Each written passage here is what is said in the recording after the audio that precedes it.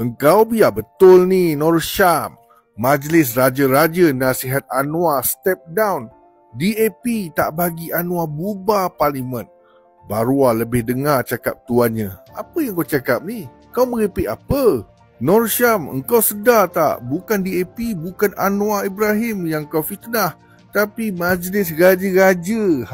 Besar sangat lesen kau ni. Adakah kau sebahagian daripada Majlis Raja-Raja sampai kau tahu apa nasihat yang dikeluarkan kepada Perdana Menteri?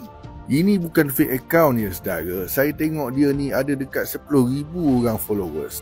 Dalam posting sebelumnya, Nur Syam ni ada share hantaran daripada Pemuda PAS Malaysia. Dia ni saudara akan ke dalam dengan fitnah yang dibuat terhadap Majlis Raja-Raja. Saya harap ni Pemuda PAS Malaysia bolehlah tolong support dia, buatkan tabung untuk Nur Syam ni. Dia macam tu lah saudara. Bila dah kena kutip nanti, dia katalah ini kerajaan kejam, kerajaan yang tak berhati perut. Padahal dia yang buat hal, lepas tu nak main victim, play victim pula.